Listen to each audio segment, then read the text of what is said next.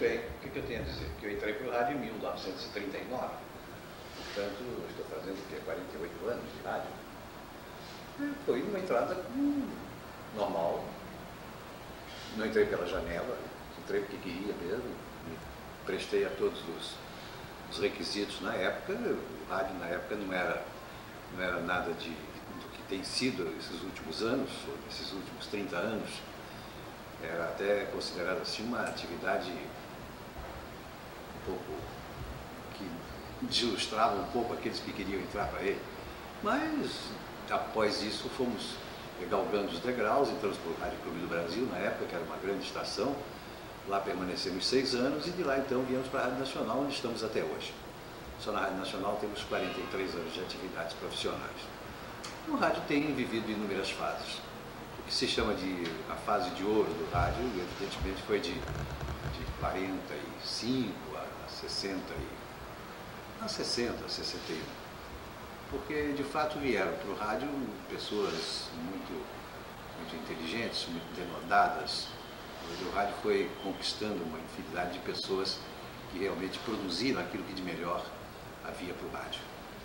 O rádio conquistou a sociedade de uma maneira geral e tornou-se um grande veículo propulsor de cultura, de divulgação, de informação, de criações artísticas. De maneira que o rádio dedicou-se a todos os gêneros possíveis e imagináveis, sendo que o Rádio do Brasil, inclusive, chegou a despertar, através da Rádio Nacional do Rio de Janeiro, a curiosidade internacional. Tão eficiente, tão bom era o rádio brasileiro, através da Rádio Nacional, que teve seguramente o maior cast artístico de todos os tempos de uma emissora radiofônica, sob o mesmo prefixo e contratados mensalmente. Apenas para efeito de memória, devo dizer que a Rádio Nacional, até 1963, 64, teve sob contrato de exclusividade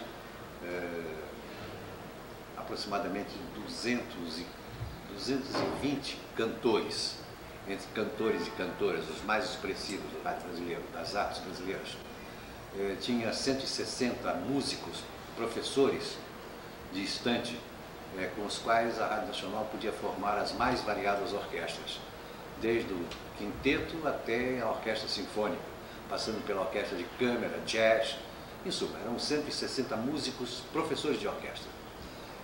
Tinha aproximadamente 120 radioatores e radioatrizes, o que dava à Rádio Nacional a primazia do aproveitamento de novelas e de radioteatro. Sem dúvida, a Rádio Nacional foi a precursora do teatro pelo ar, do teatro radiofônico, que deu ensejo, inclusive, depois às telenovelas, às novelas de televisão.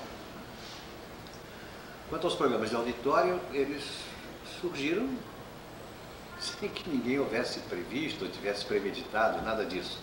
Eu mesmo, do Rádio Clube do Brasil, já fazia assim um arremedo de programa de auditório. Era um programa sábado à noite que se chamava Galeria do Bom Humor, no qual eu aproveitava a noite de sábado, que era uma noite relativamente desanimada, que ninguém queria nada, todo mundo ia embora, e eu, no auditório do Rádio Clube do Brasil, era um auditório feito especialmente para a rádio, talvez tenha sido o primeiro auditório feito especialmente para a rádio no Rio de Janeiro, que ficava no antigo edifício Cineac Trianon.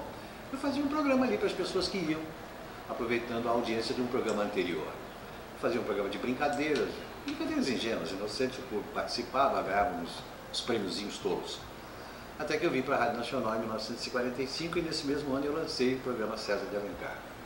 Foi absolutamente casual também, não houve nenhuma premeditação. Eu fazia um programa de carnaval para o Paulo Gracindo, que era o dono do horário. O Paulo Gracindo deixou a Rádio Nacional e a direção da Rádio Nacional me perguntou se eu queria assumir o horário. Eu assumi o horário, era sábado de 2 às 4. Comecei a fazer, o programa não tinha nome. Foi o Carlos Palu, que trabalhava comigo como locutor, que começou a chamar de Programa do César, Programa do César, Programa César de Alencar, Programa César de Alencar, e ficou durante 20 anos. A duração do programa foi de 1945 até 1964. Não criei programa de auditório, como dizem uns, eu apenas ordenei os programas de auditório, compartimentei, dei a eles uma divisão racional que é aproveitada até hoje. Os programas que eram feitos antigamente eram feitos seguidamente com um montão de atrações desfilando inconsequentemente. Eu dividi os quadros em 25 minutos, fiz intervalos de 3, 4 minutos entre um quadro e outro, compartimentei os quadros e ia sempre de um crescendo, do princípio para um crescendo de programa. O programa chegou a ter, começava às 2 horas e chegou aí até 15 para as 7 o programa, e durou 20 anos.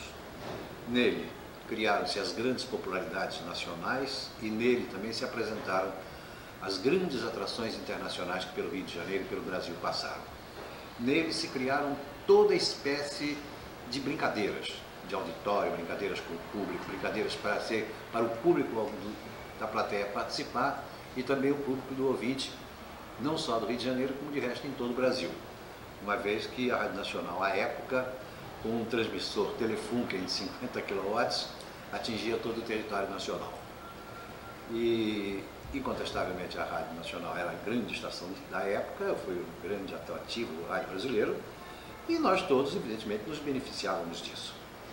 De maneira que aí está a criação do programa de auditório, não foi criação minha, absolutamente, foi apenas uma compartimentação minha. Eu me orgulho muito de ter feito durante esses anos todos esse programa, porque tenho certeza que, mercê da minha atividade, da minha criatividade, modéstia à parte, eu dei uma boa contribuição ao rádio brasileiro nesse gênero. Não tenho peso de confessar, e até digo com uma pontinha de orgulho, que ainda hoje, vendo televisão, eu me encontro numa série de ideias que a televisão apresenta em seus programas. No próprio rádio, e ainda hoje, eu sinto uma série de coisas que nós criamos e que ainda hoje são apresentados com absoluto sucesso. De maneira que é isso que eu queria dizer para vocês. Muito obrigado.